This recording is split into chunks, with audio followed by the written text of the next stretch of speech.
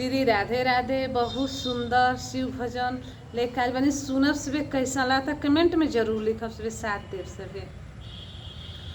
मनवा में हमरे विश्वास हो, गुरु हैं मोरे अंगना।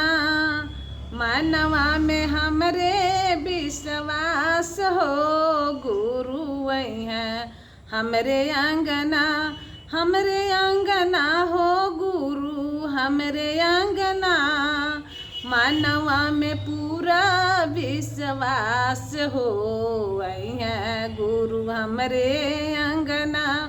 सबके अगना गुरु चर्चा होला, सबके अगना गुरु चर्चा होला। आसन लगई है हमरे अगना हो, गुरु है मोरे अंगना।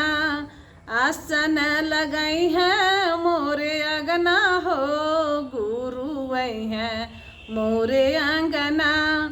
अपने तयई है गुरु माता गौरी के ले आई है हो, मोरे अंगना आई है गुरु मोरे अंगना।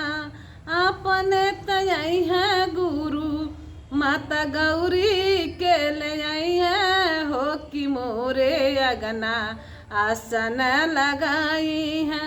संगवा में आई है गणेश भैया और कार्तिक हो, मोरे अगना आई है मोरे गुरु।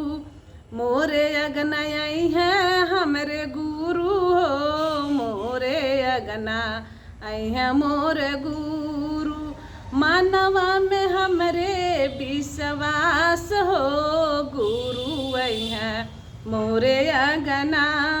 मानवा में पूरा विश्वास हो, गुरु आई है मोरे अगना। सबके त घरवा गुरु चर्चा सुनिए हो, कि मोरे घरवा भोगवा लगाई है। सबके त अगना गुरु चर्चा सुनिए हो, कि मोरे अगना गुरु भोगवा लगाई है। मानवा में हमरे विश्वास हो, मोरे अगना गुरु आई है। मानवा में पूरा विश्वास हो, गुरु आई है मोरे अगना।